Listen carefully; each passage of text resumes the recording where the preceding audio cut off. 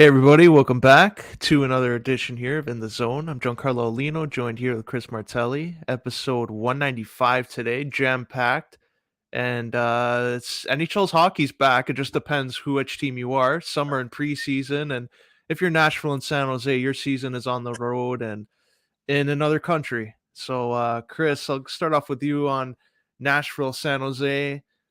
Do you think this them getting a little shafted here? Do you think this is good that they're in the European market and benefiting from their European players getting exposure? Best of both worlds, but again, like where's the communication with the hockey fans?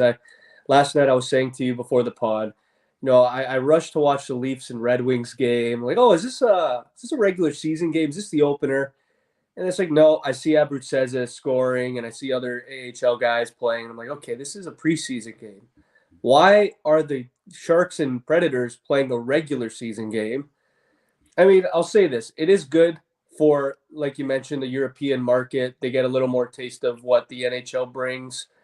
Sometimes maybe they don't have the rights to watch it. So getting a game live obviously is great for the Czech Republic fans. You have a couple big time names too that are Czech that do play for those teams. So it is great, but at the same time, man, the lack of communication can really turn a lot of fans off and turn them sour. Specifically, we just did a fantasy pool a couple nights ago. If you don't know what games are on, you don't set your lineup, you're going to be a little pissed off, especially a UC Sorrow start. So, I mean, there's definitely a couple fantasy owners out there that are a little bit probably peeved and cheesed, but hey, you know what? That's the NHL. It's Gary Bettman. Let him do what he wants because he's going to do what he wants. But, I mean, it's interesting that it's Nashville and San Jose. I think out of those two teams to start the regular season, I kind of would have thought, Aulino, call me crazy. You go with the original six, go with maybe New York, Chicago, something like that instead of San Jose and Nashville. But hey, I'm not bashing those franchises. They're in the National Hockey League. They have great players, and the fan bases. I think they want it to grow. I think that's why they brought it to Czech Republic. And it's also good too. Like Thomas Hurdle goes there. That guy is a draw. All the Oh yeah, fans. He packed in the house over there. Just too bad he can't do that in the States for sometimes. But in Czech Republic, that guy's Hulk Hogan. Just getting all the ticket sales. So good for him on that. And we'll go on to some of these lines here that we're kind of talking about. Interesting bets that we're seeing. It looks like if you're going to look at the opener, one of them that really caught my eye here, Chicago and Colorado. Colorado coming off their Stanley Cup win. They also have two new goalies. They let Kemper go to free agency, goes to the Caps, and they bring in Gorgiev, and they're going to take on Chicago with Patrick Kane probably playing to get the hell out of there, motivated. So, do you like this at plus 320 for the Blackhawks? absolutely. I was saying, you know, um, I'm not bashing any roster players because again we haven't seen any of them play, but when you have Frank Hu and Georgiev as your starting goalies, the whole cup hangover is really a thing. We've seen it with so many teams in the past, and I think Chicago has something to prove, man. I know a lot of people have already written their season off with the Connor Bedard sweepstakes, trading Patrick Kane potentially, but you're getting them at plus 300. I mean, with a goalie like Georgiev in net, who says Patrick Kane can't get 3 points right off the bat? Who says Seth Jones can't get a nice clapper from the point? So I really do like that. If you really are, feeling a little bit more adventurous, you take the Blackhawks on the money line. I also really do like, I mean, the safer option, obviously. I think the Blackhawks on the puck line at plus 1.5 is another play that I like too. But how about that over? I think this might be a like 5-4, 5-3 type of game. We've seen so many times, sometimes, Aulino, with the Colorado Avalanche, they're so offensively minded that they just completely forget about the defensive plays. So, I mean, Landeskog obviously is a phenomenal defensive player, but when you have Cale Makar making those pinches, sometimes it could backfire. So I do like Chicago there on the money line, and I'd even probably take the over and the plus 1.5. I think those are the three best plays there. Yeah, I like what you mentioned there too with Landeskog being like his role on the team. I think Kadri not going and re-signing there, going to Calgary, it's going to open up some space there, and you're gonna have to fill that void for Kadri because he did get a lot of points last year and while still playing a two-way game. So it might be tough for them to get going early on. Like preseason's one thing. You have some guys that know they're on the roster regardless, and some that are trying to play in for a bottom six role. I like the Chicago pick. It might be one of their only important wins over a Stanley Cup champion this year. I think if they're going to take advantage of some of these teams early on, I think is where we'll see it. But uh, Leafs and Habs is going to get a lot of attention because we're expecting a blowout at one of these teams because Murray's in net. That can go wrong for the Leafs, or Jake Allen's in net for Montreal. That can go bad for them. What do you like in this game? I like the under 6.5 goals at plus 105. I just think, you know, Aulino, we see it every year. We've watched so many Leaf home openers. There haven't been more than 5 goals in most of them. So, I mean, Matt Murray and Jake Allen, like, yeah, they're not the greatest goalies, but I feel like Montreal always comes. They bring the pace. They try to level up the playing field. And I think when you're leveling up the playing field, there's not a lot of games. It's a close contested contest. And I think it's going to be, you're looking at the Leafs too without John Tavares. That's a guy that could really carry the offense too. Like, don't make no mistake about it. The guy came to the team at 47 goals. So I think without John Tavares, still trying to get that chemistry. I like the under here at plus 105. I just think 7 goals. It's a lot, man. It's a lot of goals. It's at the Bell Center too. So I don't see 7 goals happening at the Bell Center. If you're gonna go and because I know it's back to back, they're doing the Wednesday Thursday. Do you think Thursday would be the one where it'd be over 7 goals or over 6.5 for that one? Yeah, I mean, again, as the games go on, the Leafs get better offensively. That's just how they've been. That's how they've rolled. Marner and Matthews are just godly. And another intriguing name that I think could be a really good addition for this Leafs is Giancarlo. We saw in the preseason he scored quite a bit. Nick Robertson's another guy too. So, I mean, that's going to be the trend, Aulino. Taking the over for Leaf games. I think that's going to be the trend for most of the year. But I'm going to go against it for the first game. I'm going to go under for the first game, just again, like I said, for that chemistry. I like it. And another interesting one that jumped out to me before we started recording is the Tuesday night opener in LA. They're taking on the Vegas Golden Knights, and we got plus for Vegas, and we got another plus for over 6 goals. And Jack Eichel's 100%. Phil Kessel's joining in the mix. Got Stone now 100%. Theodore Petrangelo always show out early on in the year. And you look at LA, you got another group of young, hungry players. Kopitar's still there. I'm expecting a big scoring game. Do you think that could be something the fans can look forward to? Absolutely.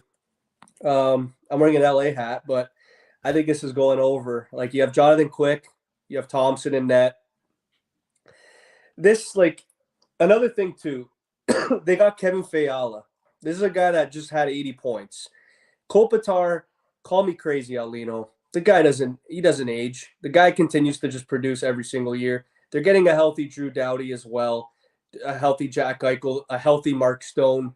There's so many healthy guys here. I think the implications are going flat out against the under here. I just think 6 goals, it's not that much, is it? Especially what we saw last year in the NHL. Like, that could happen in 2 periods. So I think the biggest X factor for that is how good Logan Thompson is. Is Logan Thompson going to come in and be a Robin Leonard 2.0, or is he going to be Jonathan Bernier, letting a couple stinkers early on? I don't know, but I'm going to go with the over, just specifically Kevin Fiala, man. I think he's going to have a hell of a debut in an LA Kings uniform. Yeah, I like it too, just because Vegas's backup goalie, like Robin Leonard's out, it looks like for the year. So it's sink or swim now. Like, they got rid of Fleury just to keep Leonard when they had that duo going, and now Leonard's out and they're kind of screwed in net, wishing they probably had Fleury and didn't stab him in the back and send him out the door. But you look at LA, Jonathan Quick, it looks like he's going to start the early part of the year again. They're going to see where he is. And do you think he can have another strong year? Kind of like what he did last year, he kind of exceeded expectations, or are you expecting the regression to a backup role? That's a good question. I think with Jonathan Quick, you really don't know, man. Like, this is a guy that could play 60 games, maybe not have the greatest statistics, but I think they're going to do it a 50-50 approach this year. I think you maybe start quick. Maybe by Christmas time, you ease the workload a little bit. You give him more to Cal Peterson. Cal Peterson has shown that he could be a starter, but it's a big what if. So, I mean, Jonathan Quick, first ballot Hall of Famer. The guy had like a 960 save that playoff run. So, like, he's one of the greatest I've seen individually as a goalie, athletic, everything about it. I just think, after a while, man, it happens. Father Time beats a lot of these guys, and I hate to say it, I think Jonathan Quick might be the next victim of goalies that kind of goes from elite starter to a nice, reliable backup. I like it. And final game we'll look at here that's really jumping out, it seems. Edmonton, Vancouver. They got the Wednesday night, I guess prime time for the West Coast, but a little late if you're on the East Coast. I think everyone's going to stay up just to watch this first night. Connor McDavid going up against this offensive Vancouver Canucks team. You got Boudreau a full year now. You can work with those guys. Yep. This one's over 6.5 at plus money. Do you like this kind of line? Because I'm looking at McDavid, Draisaitl getting ready to go to town early on. Like, this is a type of line where you think it might be a trap. Like, that's how intriguing it looks, but I got to go with the over. Like, you have Pettersson, who's going to step up this year. You have Kuzmenko, who looks, dude, he looks like a Panarin. Like, I was watching Kuzmenko the other day. He looks disgusting. You have Draisaitl, like, you have so many freaking offensive weapons. It could be a 4-goal game in the first period. So I hope not. I have Demko in fantasy. Like, I think he's going to have a big year. But when you're going up against Connor McDavid, they went to the conference finals. The arena is going to be just absolutely just amped up. I think this is going to be a flat out over. If I had to make a prediction on a score, I'll say 5-3, something like that in game one. I think Jack Campbell, again, this is a goalie where I'm not going to say he's a freaking Vezina type of goalie, but he has his unbelievable games, Aulino, and he has his stinker games. So if you're going up against a really good offensive team off the bat in Vancouver, Pettersson's going to be really, really amped and motivated to bounce back. Because last year, dude, there were a lot of guys that said that he is not the elite player that a lot of people thought he was. So that's a lot of heat that he took last year. I think he's going to keep that in his back pocket, and I think he's going to light it up this year, I think. So I'm right there with you, man, Aulino. I think Canucks Edmonton screams over, and you got to take it at plus money. And do you think Edmonton, if they don't start off the season getting a win or even get their groove together, do you think their fan base is going to start adding a lot more pressure to the coaching staff? Because it looks like it's cup or bust again for Edmonton, especially when you got McDavid and Draisaitl on your team. It depends. If they start like 0-5, then yeah, then that's really concerning. But first game, maybe not. Let's say they go out and they lose to Arizona in like the first week, then that's really concerning. Like, then you have to sit down with the locker room and the leadership group and say, like, what the hell's going on here? Like, we just got Jack Campbell. We got Nuge another year. We re-signed Evander Kane. Like, what the hell's going on here? We need you guys to step up. The one thing with me, Aulino, with Edmonton is they have no depth. Like, their bottom 6 forwards to me are very, very average. And it's really sad to say, because when you have a guy like Connor McDavid, you want as much support for a guy like that, and they just don't have it. So, I mean, again, a lot of pressures on McDavid, of course, Draisaitl, of course. But I think a guy, dude, that has to really step up this year if they want to be great is Evan Bouchard. This is a guy that 8th overall pick, comes in, immediately takes over the power play for Tyson Barrie. If Bouchard can get 50 points, Darnell Nurse can have a complete defensive game, then they're a problem. But a lot of red flags, a lot of question marks.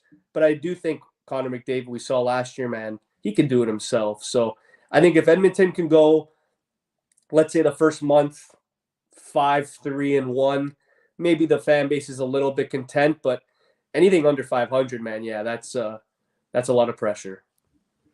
Speaking of pressure and fan bases, nice transition here to our next topic. because there was a big showdown, it looked like, in practice with the Golden State Warriors. I don't know what's going on, but Draymond Green got rubbed the wrong way by Jordan Poole, and it wasn't like a mutual fight here. It was Draymond Green committing to, okay, I'm going to punch him in the face, and we'll see how this plays out. It did not look good. There was even video released about it. When you first heard that there's a practice between the NBA champions and two of their players there that are important for their team's success are getting into a fight, what's going through your head? I don't even know, man. Like, this was. Is it bad to say I'm not surprised? Yeah, I wasn't either. Like, there's guys. Oh, I just got an update here. Draymond Green called Jordan Poole a bitch multiple times. All right. Oh, Okay. So I guess I don't know what Jordan Poole did. Maybe he was coming in a little, like you said, a little arrogant, a little cocky. Had a phenomenal year last year. One of the best. I think he was runner-up or second or third place in MIP. But Jordan Poole, dude, he's a great player. He could be maybe not a franchise player, but you don't go out and practice and deck him. And like that just, I want to see what Steph Curry says. To me, that's the biggest, for like moving forward with the franchise. I just want to see what Steph Curry says. Steve Kerr, I don't think they've really said much yet, but dude, Draymond Green just freaking leveled him. Like, he knocked him out. He's in concussion protocol. Like, that's not okay. I don't accept any of that behavior. It's just sad to see, man, because Draymond Green, like, if you're the Warriors owner, he's been with the team for 10 years. That's like Morgan Riley decking Nick Robertson. Like, that's not acceptable by any means. So if you're the Warriors owner, if you're Steve Kerr, if you're Steph Curry, guys that grew with Draymond Green, you have to ask them, what the hell's going through your mind? Do you want out? And dude, honestly, in my honest opinion, I think he wants to go play with LeBron James. Oh man. Like, yeah, I'm with you. Like, if the owner, like, they have to step in here, because maybe Draymond Green saw The Last Dance and it's like, I want to try being Michael Jordan. I'm gonna fight my smaller teammate, like Steve Kerr did. But there's a difference there. He didn't just lunge at him. Like, when they were telling the story, it seemed like Steve Kerr wanted to scrap Michael Jordan too. He had enough. Like, this was like all Draymond Green going, no, I want to fight. He clearly is like just pushing me away. I'm gonna lunge at him, and this is just a bad look. Like, here's a video of it that I found on Twitter. So you see them talking back and forth, something going on, and then Draymond Green comes up, not liking what he sees, and just gets in his face. Jordan Poole just pushes him, like, get it out, and boom. Like, I don't know what the hell he was thinking, but like you said, he's in concussion protocol. If the NBA doesn't get in, NBAPA, I'm sure is going to have to get in the union. Like, is Draymond Green even playing the first 10, 15 games of the year? If you're trying to send a message, no. Like, the guy should maybe miss 20 games. But this, again, it's a tough situation because he's been with the team, dude, for 10 years. Like, this is not a 5-year vet. This is not a second fiddle type of guy. This is a guy that has helped them win 4 titles. 4. Like, it's tough because you don't know what's going through his mind. You don't know if he maybe is a little jealous of Poole, getting a little more attention. Draymond Green has never been that offensive player. He's the Rodman of the Warriors. But we never saw Rodman going out and knocking out Pippen or knocking out one of the hotshot guards that were on the way up. So Draymond Green has a podcast. I don't know how this is going to work out. This is a very puzzling thing that's going around, Aulino. I think you should suspend him 20 games. I think they should fine him a considerable amount of money, like, whether it's the NBA Players Association, whether it's the Warriors. Somebody has to jump into action here. And if I had to guess a number, man, honestly, I'd say $250K. I know it doesn't seem like a lot, but it's got to be a hefty fine because that is just absolutely unacceptable. We just saw in the video. What did Poole do? It looked like he didn't even say anything to him. What, he just gets in his face. If you got in my face, like very close, I would probably do what Poole did. I just kind of push you back and be like, "What are you doing?" Yeah, it But then he seemed like just he was trying to walks it. like, yeah, it was like he was trying to de-escalate everything. It's like, yeah, okay, Draymond Green, like just back up, like just cool off or something. Like, it looked like Draymond Green had every intent to start a fight with Poole, and it didn't look like Poole had any intention of like doing anything because he recognizes who the player is, and it looked Yeah. like he just wanted nothing of the situation, and hopefully Draymond cooled off. But yeah, that's a bad look now that the video came out. What that video symbolizes, dude, is honestly he knows who Draymond Green is. Everybody knows who Draymond Green is. Everybody knows who Patrick Beverley is. Everybody knows the hotheads in the league. And that video shows right there that Jordan Poole knew that Draymond Green is the guy that escalates everything. He kicked LeBron James in the nuts in 2016 in the finals. People forget that. So Draymond has had a lot of episodes of really bad behavior. And you see there, Jordan Poole knew he had his distance. He knew. And he sees Draymond walk up and he said, all right, you know what? It's probably coming. He pushes him back and he probably didn't think he would knock him out. But, Yeah, he maybe thought, they were going to get into a verbal spat. But just docks him without any warning. And you see even the thing that really concerned me was Steph Curry didn't even like turn around. Like, I don't even know, I feel like he didn't even know what was going on. So I think, dude, we're talking about like Zion Williamson losing weight. We're talking about being excited for a lot of couple other, acquisitions for other teams like DeJounte Murray to Atlanta. This one might steal the cake for the most the most attention going into the year, and that's not a good look for the NBA. and it's not like a situation where, oh, okay, they haven't won a championship ever. Like they're bringing this group. This is like They all just this won. pressure on them. They just won the championship with this group, and Poole played a big role, and so did Draymond Green. And it's like, what the hell happened in the summer that there all of a sudden Draymond Green doesn't like Jordan Poole? I heard also it was like with Andrew Wiggins too. Like something was going on.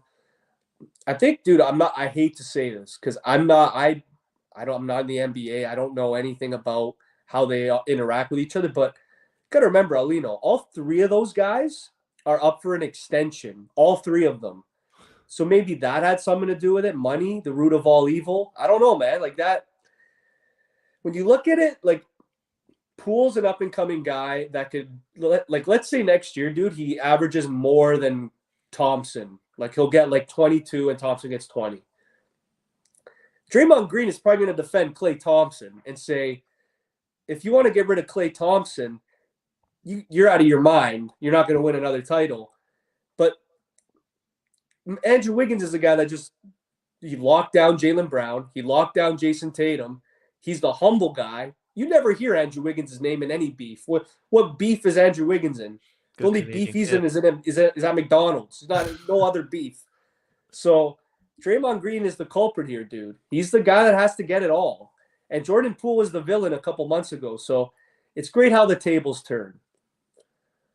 And long term, I guess, like, do you think this is going to lead to maybe their team not performing well? Like this is gonna just carry over, the morale of the team's gonna go down, or do you think they're like low key expecting Draymond to get traded so they can just like get this out of the way? I would say the second option for sure, but it's Steph Curry.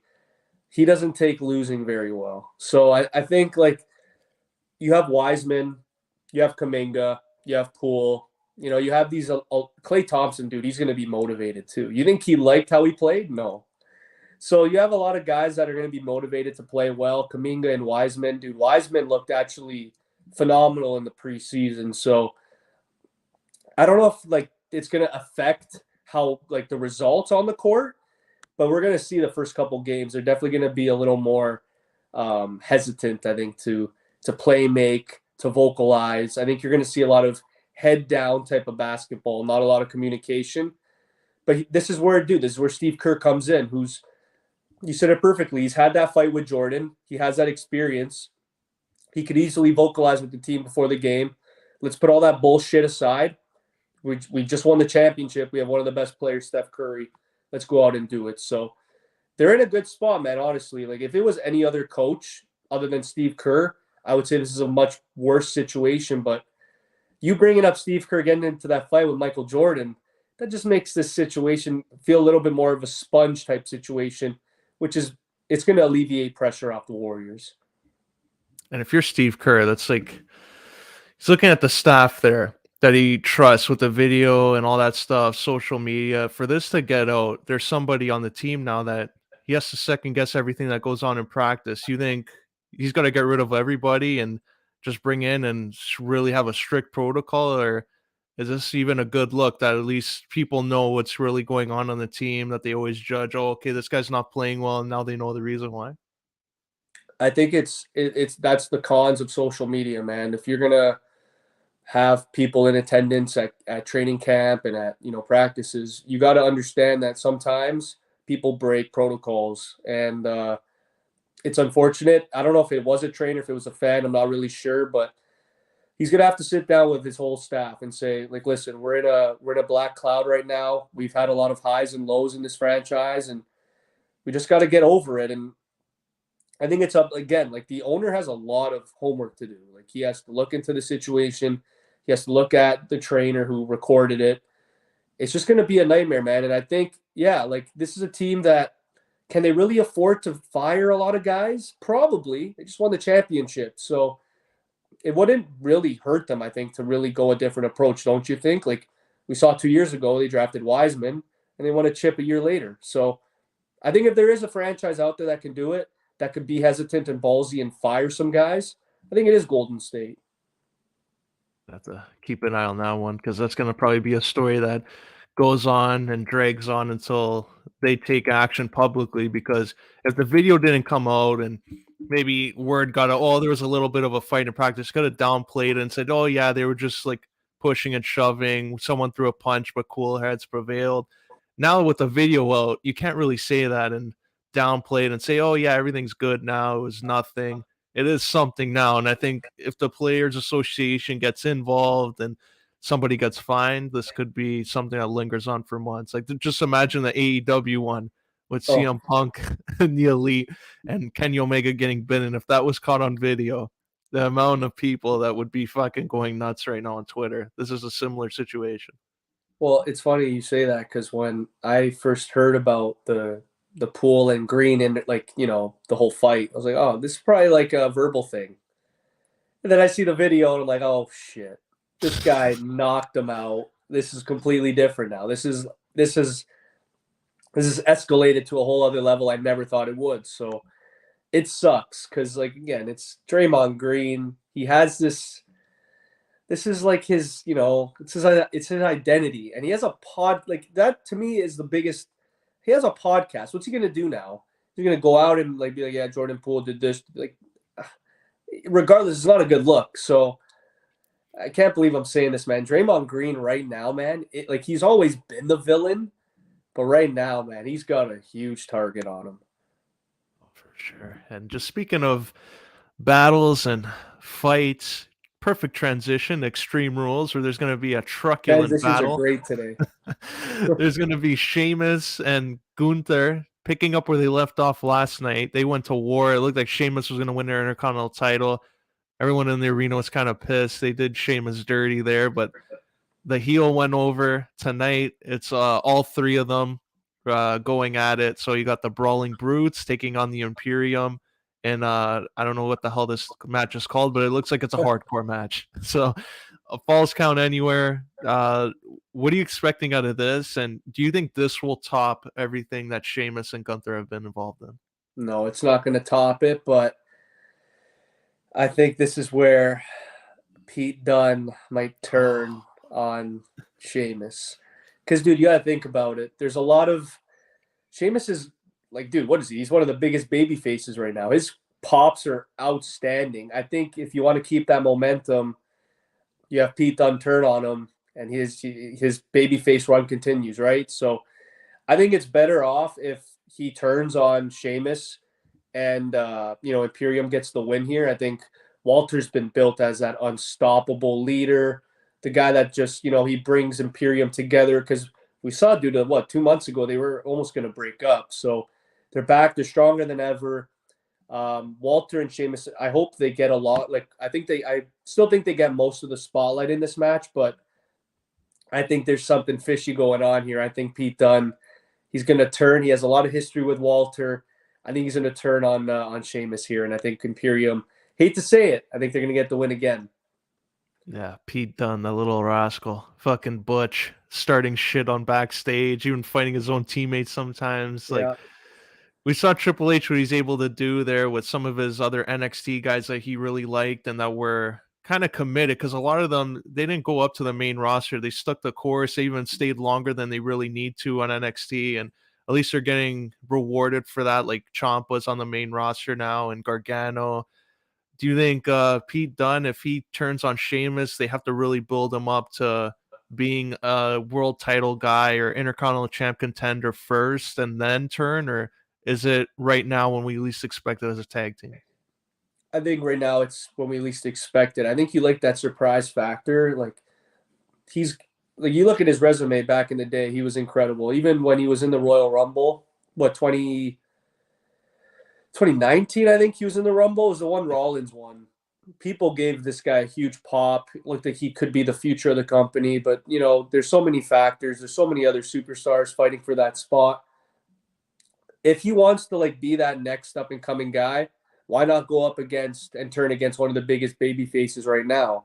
I mean, Sheamus is putting on banger after banger after banger every week. This is looking like Sheamus, dude. I can't believe I'm saying this because you used to burn me the freaking tapes. This is looking like Sheamus from 10 years ago. 2012 Sheamus, where it was his year. He had the world title, didn't lose much. Sheamus is losing every match here and there, but he's putting on bangers every single match. I think this one, even if, let's say, Pete Dunne doesn't turn, I think eventually down the line, it's going to be a storyline where it's like, this guy's getting all the attention. I kind of don't like it. I haven't had any attention yet. Then he'll turn. Now, Aulino, call me crazy. I could ask you this question.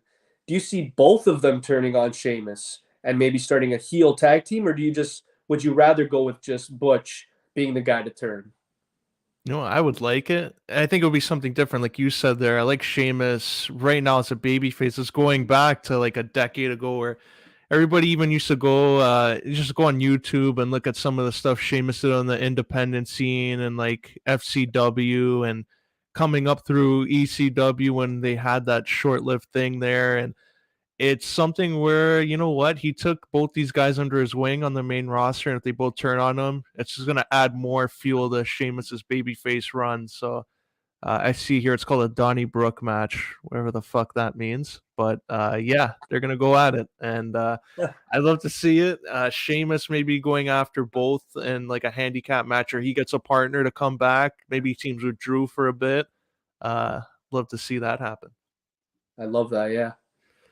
Well, going on here, we have Bailey getting her chance there, and it looks like both factions are going to be involved. I like Asuka and Alexa Bliss. I guess they're kind of aligned with the champion Bianca Belair. But do you think this ladder match is a way to protect Bailey in a loss, or do you think she actually gets a job done here and adds another title to the group?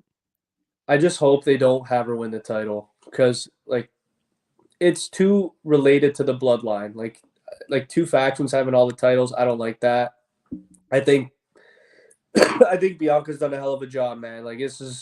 She's been running it since Charlotte left for a bit, and I think we're gonna get Charlotte versus Bianca at Mania. I think that's set in stone at this point. But again, I don't want to see Asuka or Bliss turn on her. I don't want to see Bailey win the title. I just think she's not ready. I know a lot of people are going to disagree with me on that, but I think Bianca somehow wins it here. Maybe the fans won't like it. I'm not really sure, but I think Bailey's title, I think she has to wait. Aulino, call me crazy. I think it would be a much bigger deal if Bailey were to beat someone like Ronda Rousey for the title.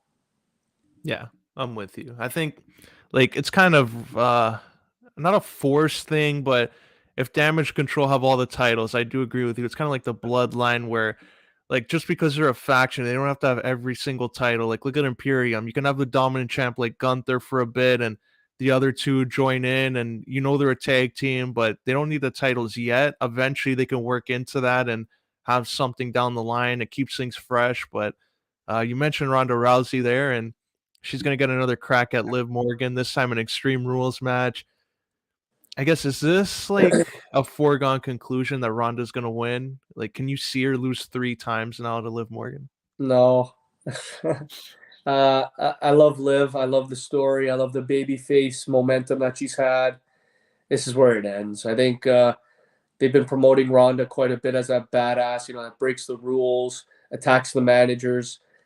It's kind of like the man 2.0. Like, that's kind of how I'm seeing it. Like, remember they used to, when they built Becky, going after security and doing all the badass stuff that Stone Cold used to do. I think they're kind of building that with Ronda here. I think Ronda would have a nice little program. And again, it's always better with Liv, I think, chasing than being the champion. And I think they're in a good spot regardless, man. On SmackDown, you have Shotzi Blackheart, who brought the tank back. I think if you want to maybe go a different approach, you have her go up against Ronda as well. I really like the dynamic of the women's division on SmackDown. I do think, though, this is Ronda's time. She had the kid. She's back. She's rolling. Give it to Ronda Rousey. I think it's her time. And what do you do with Liv Morgan after this? Because I think this match, because it's an Extreme Rules match, and we saw when she faced Lacey Evans on SmackDown, they really showed that all of a sudden she's Jeff Hardy flying off the rope and going through tables on people and getting up like it's nothing. Is this going to be like a character change for her, or do you think this is just their way of protecting it, and like this match is going to be an all-out war, but she's going to take the loss? Yeah, I think they're protecting her for sure, man. I think she's going to take a lot more spots than Ronda, like maybe go through a table, jump off a ladder, like I don't know, do something wild. And I think the thing that sucks about me saying this is I don't know if a lot of people they believe that Liv is that good in the ring yet. So like you're gonna have to do a lot of spots to maybe get her over against a girl like Ronda Rousey, who's already over. She has all the credibility, like the resume just speaks for herself in the ring. She's one of the greatest ever. Maybe not wrestling, but UFC champion, all that. So Liv Morgan, in terms of maybe getting over, I think she has to do a little more extreme stuff. And dude, like look what Jeff Hardy had to do in '09 to get over. He had to go through tables. He had to go through ladders. He had to swanton 30 feet things just to get over. I think Liv Morgan might have a similar fate just to get over. But again, I do like what you said there. I think she's gonna look more protected if she goes through a table, like willingly, like by herself. She jumps off it, goes through it, and then Ronda pins her. So I think regardless, dude, Liv had a hell of a run. I think it's coming to an end. Yeah, I would just hate if they did like protect her run at least. Like, don't make her lose in like 2 minutes and be like, yeah, the other 2 matches were flukes, even though it's an Extreme Rules. She hit her with like a cane or something to start, and Ronda just pinned her or made her submit in 2 minutes. I think she deserves a lot more than that. I think this should be a longer match than usual, and maybe will help Ronda like look at the crowd and work the crowd even more. It'll test her even as a champion because she's so used to not having the crowd play into everything she does. I think this could be a good test for her. And going on to another match that has like two people that need a win, but one of them is gonna unfortunately not get it. The strap match with Drew McIntyre, Karrion Kross. If Drew loses, do you think that damages him more than if Karrion Kross loses? That's a good question. I do think Karrion Kross wins. I think he has more to. I think it's one of those situations, Aulino, where like Drew just lost like one of the biggest matches of his career. Like that, like when he lost at Clash of the Castle, that was a big loss. Now, are you really gonna have him lose again to a guy that this is basically what is this like his debut pay-per-view match? Like I don't remember the last time he had a pay-per-view match. So you have Scarlett Bordeaux in his corner. There's probably gonna be some foolery involved, but I don't know, man. Like I'm just gonna stick with Karrion Kross just because he's new. It's a fresh type of guy here. Just like what does this mean for Drew moving forward though? Like if he loses, like I don't want him to go down to the Intercontinental scene. Like, are we gonna see Gunther versus Drew? Like that's maybe the only thing that can maybe benefit from this. Like, let's say Drew loses and goes on against Gunther, but I don't know. Like, is Karrion Kross really like a main event type of guy? I think with him coming back, like Triple H, I think always had him in mind there. Like on NXT, I know him and Keith Lee would have those matches, and Karrion Kross wins a title, gets injured, and then they had him with Adam Cole, and didn't really work well on the mic because Adam Cole like just completely buried him there. And Karrion Kross goes on the main roster, loses to Jeff Hardy. No shame in that. It's just there was no build up, and it kind of looked like he was getting thrown out the door. And now he comes back. I think they have to make him a big deal and get him the win. But like you said, like Drew McIntyre, what's the end game here after this? That's two big matches he loses, and does he turn heel? Like, I don't know what can save him there. I don't think I would turn him heel. If you turn him heel, he's going up against his buddy again in Sheamus. But like, we've seen that so many times. I don't know if the fans would really like that. But out of all the matches on this card, dude, like that's the one for me that might have the biggest like long-term booking is the strap match, which is hilarious. But I think that actually might be the case. And speaking of long term, it seems like this feud, in some way or form or fashion, has been going on longer term than we even wanted to see. Edge versus Finn Balor, the Judgment Day. I don't even. I think this is their first one-on-one match, but they've been in so many tag matches together where it doesn't really seem that special. But an I Quit match, like what do they do with the Judgment Day? Like, I think they need the win, but Edge already kind of lost his momentum with the Dominic match. Like, how do you? Is there a way out of this that's going to protect them? I mean, shit. No, like this is another one they back themselves in a corner. I think Edge wins this match, but I don't know. Like, dude, I can't see Edge saying I quit. I can't. I just can't. I can't see it unless like I don't know. Unless like Beth Phoenix is there and like they threaten to like put her through like a table or like I don't know, really hurt her.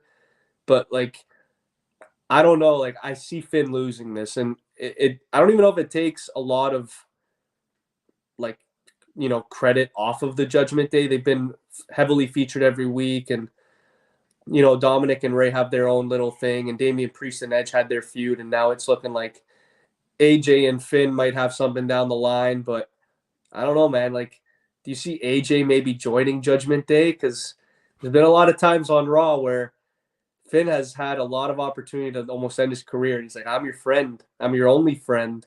So, what do you think about that? Do you see AJ maybe getting involved in this? Can you imagine? So everybody Edge was targeting when him and Priest went together, like Finn Balor, AJ, Dominic, Ray, and then everybody turns on Edge and joins the Judgment Day. So it's like, yeah, we want to join the Judgment Day, but we don't want Edge involved, even though he's the one that was attacking us and trying to recruit us. So I think it would be interesting if AJ did it. It would change like the dynamic. It would change his character even. Maybe he brings back like some of his late TNA stuff when he was like the lone wolf kind of guy. But do you see if Edge were to get the win here, does that make this match have another like feud down the line? Like do we the last of Edge versus Judgment Day or even the group together? I mean, like, I don't even know who Edge is gonna face, man. Like, this is a guy where he's back, he's loaded, he's looking in fantastic shape. Do you do Edge versus do you do like Edge in a team versus Judgment Day? Do you do Edge versus Finn? Do you do Edge versus AJ again? Like we saw that at Mania. Like I don't know, man. Like this is you said it perfectly. Like what the hell happens after this match? Is this like a one and done? Does Edge take a break? I don't know, man. Like to me, this is.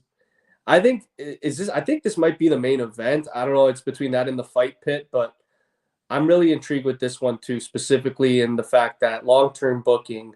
What does this mean for specifically Edge being back, and what does it mean for a guy like Finn Balor, man, who like it seems like he's second fiddle to Rhea at this point, man. Like they got to do something with Finn. I think maybe like win the U.S. title, maybe from Bobby at some point.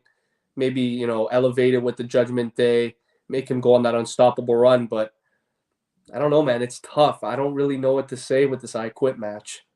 I'm just gonna say Edge wins. Fuck it, Edge wins. Well, speaking of those two matches, I think would be a nice way to bring somebody back who's kind of been teasing through videos and QR codes. Bray Wyatt, the Fiend. I don't know if it's the Fiend or Bray, but if Bray Wyatt comes back, do you insert him in the Edge and Judgment Day feud, or do you bring him out for Drew McIntyre and Karrion Kross? Oh man. Like I assume he'd be the heel. So maybe Drew. That'd probably make more sense, but that'd be awesome seeing Edge versus the Fiend. Like the mind games and the promo work would just be absolutely incredible. But the thing is, would the Fiend make Edge quit? That'd be interesting. Like I don't know. Like there's so much. You have to bring him back at this pay-per-view. You can't wait till November. You can't wait till Raw because that's not big enough. So like tonight's the night. He's coming back. I don't know how he's coming back. If it's in a strap match, I feel like that's underwhelming. So like all eyes point to the I Quit match. I think it's gonna be Edge, man. And maybe, hey, is he the leader of Judgment Day? Oh yeah, that would be a nice little swerve. Like really, everybody thinks Edge was a leader, but it's Bray Wyatt playing all the mind games and really recruiting everybody and using Edge. I think that would be a nice one. And there's also Bray Wyatt as Eric Rowan. Braun Strowman's Oh, already there, but we haven't seen Rowan involved anywhere. I So, know. do you think this could be a way to bring back the whole Wyatt family, like those three guys?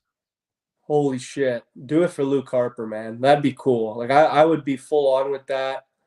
But the thing is they'd have to be faces. They can't be heels at that point. But um I'm intrigued with everything involved with Bray, man. Like this is a guy that the WWE has missed for a while. He's a creative genius. So many different things he can do. If it's the Wyatt family, if it's Judgment Day, if it's going just straight against Edge, I think it's going to be a masterpiece. And do you see him coming out with a different mask, Aulino, or do you think it's the same Fiend that we saw from 2019 SummerSlam?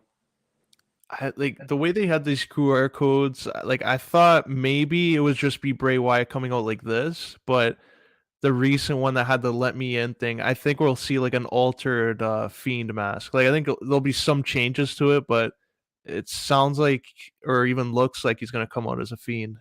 So do you think that's kind of like, would you bring him out like as Bray Wyatt like this, or do you think he needs to be the Fiend when he comes back? Uh, I think like you said perfectly. I think it depends on which match it's in. If it's Drew and Karrion Kross where the lights are red and all that, I think the Fiend comes out. But if it's maybe Edge and Finn Balor, you could intrigue the fans where it's Bray Wyatt, and it's like, oh well, it's Bray Wyatt. What side is he on? Is he a face or is he a heel? And then all of a sudden, bam, he attacks fucking Edge, and it's like, oh shit, we got Bray Wyatt back as that heel, and he bows and he does this in front of the Judgment Day to close the show. That'd be unreal. Can you imagine if he just comes out as Firefly Funhouse Bray this whole time, all these In the red, codes? He just comes to the ring and waves at Edge. Hi, Edge. And then Rambling Rabbit comes. And then that's it. Like nothing. They built that all up for just Firefly Funhouse Bray. no, Triple H wouldn't do that. Vince would do that. Triple H would not do that. Don't see it. Another match here. I think it will probably be the main event just because like the storyline and everything involved, how they kind of built it up as his personal thing. Seth Rollins taking on Matt Riddle in the fight pit with Daniel Cormier, special guest referee. Do you think this is Seth's time to get the big win, or do you have Matt Riddle coming out on top? I got Matt Riddle winning, man. Fuck. I just think he made it too personal, Seth. Talking about, oh wait, you can't see your kids anymore. I love that. I love this Seth Rollins. I think regardless, man, he's in it like face or heel. He's over. Like people cheer him every damn time he steps out there. We saw at Clash of the Castle that match was phenomenal. Seth playing mind games, going for the punt, doing the DDT, just playing with Riddle. I think Riddle's going to be an absolute animal in this match. He has the experience in the fight pit. He's coming from a UFC MMA background. Cormier is the special guest referee. I'm going with Matt Riddle, man. I think Seth, the cards are they're stacked against him too much. And I think there's something big happening after this match is over. Yeah, the reason why I wasn't saying like a Bray Wyatt coming over in this, even though it kind of makes sense if you went after Seth, but Brock Lesnar off the farm. And the reason I think that actually I think no one wins this match. I think this is going to be something where Brock comes out, attacks everybody, and it's going to lead to Hell in a Cell at the Crown Jewel with Seth and Riddle, how they can get another match out of it. That'd And be it will great. lead to Brock Lesnar, Daniel Cormier as a way to protect everyone. But the thing is with that, if it ends in a no contest, you think people will be mad at the pay-per-view in general? That like, okay, this big match didn't end with a win? Or do you think Brock Lesnar coming back off the farm would be enough to make the fans go home happy? Oh, man. We've seen so many times no contests are not good. Never ends good. I'll say no. I'll say this has to end. There has to be a result, Aulino. Like, so many times we've seen these guys brawl on brawl. Like, how many times have we seen these guys throw hands, security come out? I just think like this needs a result, and I hope it is Riddle coming on top. I think Riddle needs it more because again, when Cody Rhodes comes back, that's just another lane for Seth to kind of insert himself in the main event. I think Riddle needs to earn his spot a little more, and I think him beating Rollins with Randy Orton coming back, maybe 2023, we might be seeing Randy Orton versus Matt Riddle in a semi-main event type of match. I think regardless, Aulino, moving forward, you have Riddle and Rollins. They're both sub-main event guys. I know Rollins is more the main event guy, but I think with Roman Reigns there, with The Rock potentially coming back, Cody Rhodes might be a step ahead of Seth in the title plans. I think these two guys are they're evenly matched. I love the way this feud has been for 3 months now. I just think if Brock does come back, he's got all his eyes set on that freaking ref right there. He's going to go right after him. He's going to attack him. I do say, though, I think he would F5 Seth Rollins. Well, the final thing here that I'll bring up, because I think they'll probably do something somewhere on the show. It's the Miz's birthday. I saw on Twitter. Turns 42 today, so I feel old now. Holy shit. Him and Dexter Lumis have had this story going on for a long time, and Dexter Lumis is like always stalking the Miz and taking him, like bringing him, kidnapping him. And do you think that there's going to be a nice birthday surprise for the Miz tonight with Dexter Lumis giving one more attacking kidnapping? I would love that. His 42nd birthday is him getting kidnapped. I love Dexter Lumis, man. He intrigues the shit out of me. Like, is he a face? Is he a heel? What the hell is going on here? Because I see Dexter Lumis, dude. Like, I can't do it. Like, The Miz as an actor is incredible. Like, he's a great worker. He brings the passion. I think, dude, give The Miz one more face run and see what he could do. But Dexter, like, dude, like that's my biggest thing. He's in an Oilers jersey. What, like, is Lumis a heel or face? Aulino, like, let me know because I need clarification. I have no idea who the face or the heel is here, and if the Miz is the heel, the guy's already over. Just make him the face. Fuck, make these two a tag team. I like it. Well, on that note, Chris, this was a fun episode. Extreme Rules tonight. Talked a little hockey. Draymond Green. Hope everyone enjoyed this. We'll be back next week.